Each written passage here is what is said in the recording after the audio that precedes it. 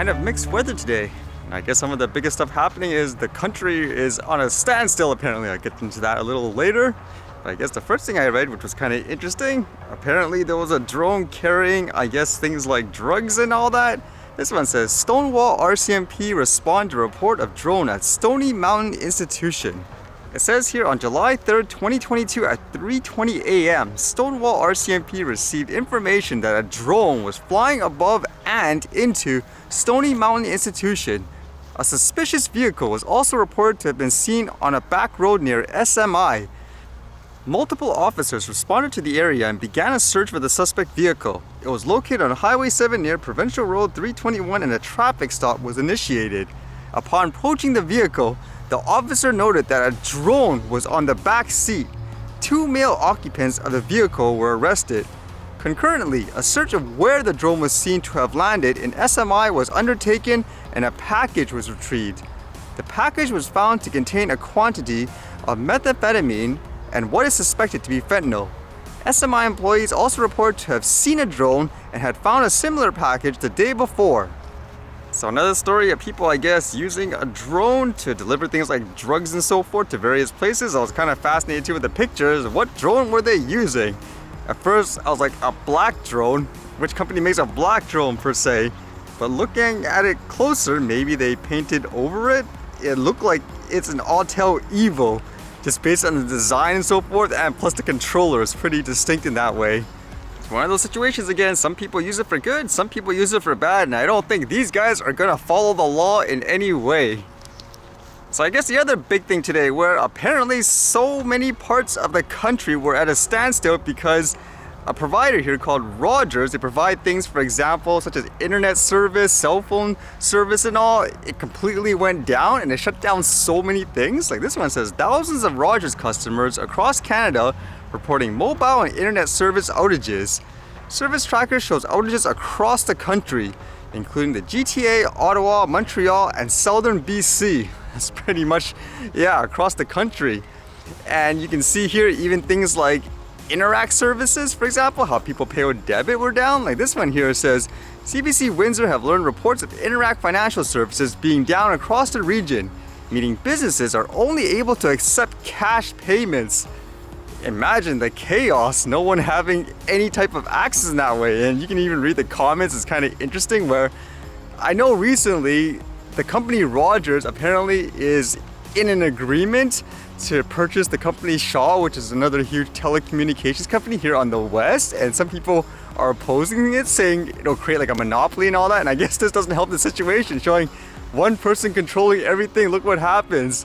Like for example, I guess some people writing down here says Rogers internet down across Canada. Pearson Airport can't process some documents because it depends on Rogers. Many banks can't process Interact because they use Rogers. Toronto Bike Share isn't working because it's dependent on Rogers. The problem with monopolies, and it just goes on with so many, I guess, people commenting about it. Some people even say this is why you should never just get rid of cash and all that. It seems like some people go as far as even saying, for example, they should never just go full digital with ID and so forth. So what happens if everything goes down and up? You don't have access to your, I guess, license or whatever now. But yeah, I guess that's a clear example of how it's not good just to have one person in charge of everything in that sense. So is it better to have more competition?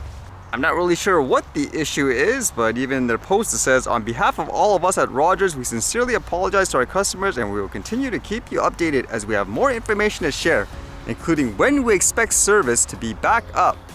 So hopefully they fix that. And I can imagine there's a lot of people stressing out if they do business and so forth. They can't get any messages. I mean, some people were even joking, well, I guess it's back in the past where people didn't have things like smartphones and all that.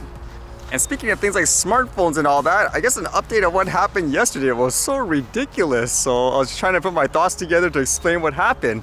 So as you guys know, apparently with this phone, there's an issue where the glass on the camera on the back, it seems fragile for whatever reason. You could do nothing and for whatever reason, I don't know, it just breaks. There's been tons of stories online. There's even a lawsuit, for example, about this. But either way, I brought it in, thought it would be a simple fix, for example, just replace the glass. There's nothing wrong with the camera. I use it all the time. So when I brought it initially, if you guys remember, they said, well, they'll probably have to replace the whole camera as well because they're concerned, I guess, that the whole thing is damaged. So imagine that, going from just the glass to the whole camera itself. Now, it took them months to get back to me just recently, and I brought it in. They reviewed everything with me, looked at it, and they're like, yeah, okay, so they'll basically replace the glass and the camera. And they actually gave me like a quote here, if that's what you want to say, like what, estimate about $200 to replace the whole thing. So that's assuming, again, something's wrong with the camera and all that. But I was like, okay, well, let's just see what you'll do to service it and all that. And they told me basically to come back at about what, 2.5 hours or so. So that's what I did. I left it with them and went back in about 2.5 hours. So I went back and I assumed, okay, I guess everything's done now, correct? So what was the issue, like the final, I guess, conclusion? And they didn't do any repairs. And the reason for that, he's saying, oh, he found another problem, and because of that, they couldn't go through with the repair. Apparently, what the problem was, what he alleges, was they ran, for example, kind of like screen calibration software and all that, and that thing determined, oh, on the very top, for example, there's a very small portion of the screen where there's a burn-in. It's not even noticeable. For example, even the person who's reviewing it before he processed it, he looks at the whole phone saying, okay, what's damaged, but no one notices it. So what the guy claimed is it's Samsung's policy where if you bring your phone in for service, even if it's just for like this, like a little glass and so forth, if they find any other problem, they have to do a full repair. So in this case, he was saying, well, he has to replace the whole screen, like the front screen here of this phone for like what, over $100 or whatever. I was like, how ridiculous is that? You come in just to replace like this glass and all that, where there is an issue. You can see there's lawsuits and all that. And now you're saying, after telling me you were gonna do the repairs and so forth, oh, we need to charge you like another $100 to fix everything, even though realistically you can't even notice it. Even if there is an issue, I wouldn't care. But he says that's the policy. Does that not sound crazy to you? So I'm not really sure what to do. Basically just bring it to like a third-party vendor, for example, just to replace the glass and all that. I thought I'd do it the official way, but this is kind of crazy, isn't it? And I was just out of curiosity reading, I guess, that lawsuit where people were suing because the glasses are breaking so frequently for a lot of people and they're doing nothing wrong. And an update here from December 8, 2021, it says, claims sent to arbitration for all but 2 plaintiffs.